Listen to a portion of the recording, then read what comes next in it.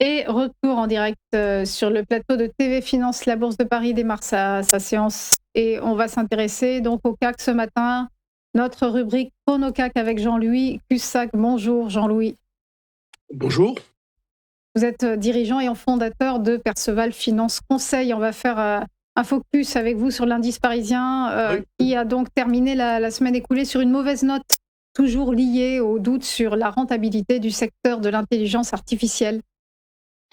Oui, et puis sur le manque d'avancées dans les accords entre les États-Unis et l'Iran. D'ailleurs, ce week-end, on a eu du chaud et du froid.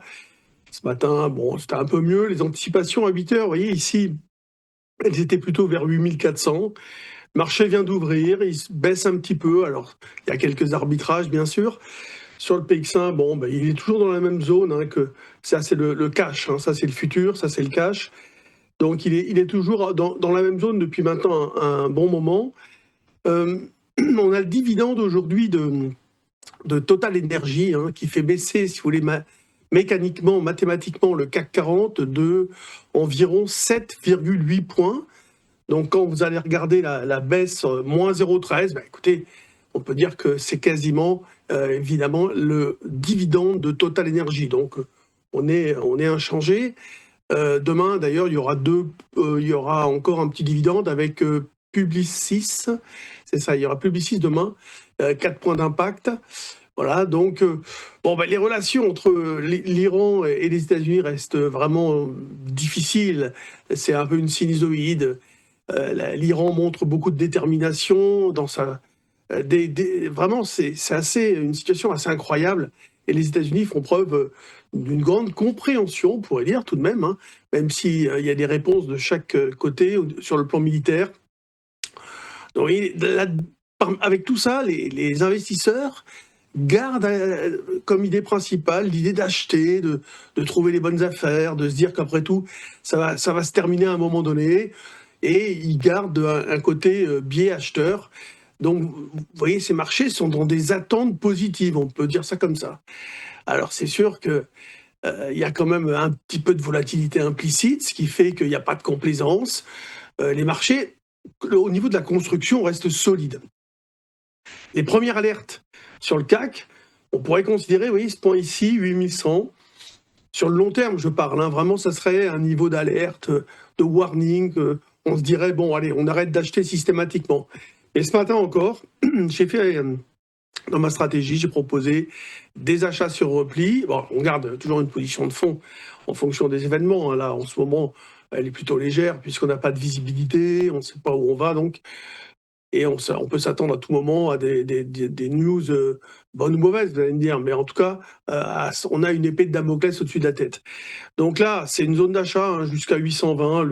On peut s'arrêter à 850. Donc moi, ce que je fais, c'est que je me dis, allez, je vais acheter 5 lots, j'en mets 2, 2 et 1, par exemple.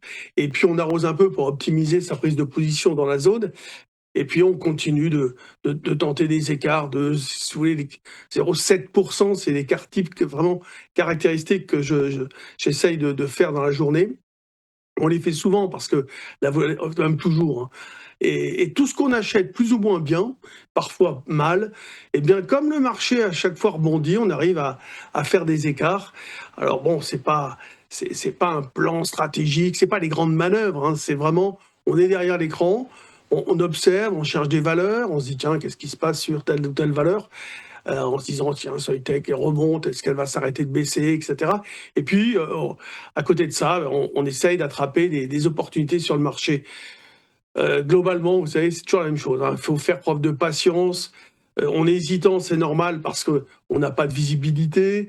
Mais on a toujours donc des divergences, oui, c'est ça aussi important, de performances extrêmement fortes sur les actions. C'est-à-dire que quand on fait évidemment des choix, il ne faut pas se tromper parce qu'on peut se trouver sur une valeur malheureusement qui, le lendemain, perd 10, 20, 30%. Et c'est sur une news, voire sur des rumeurs.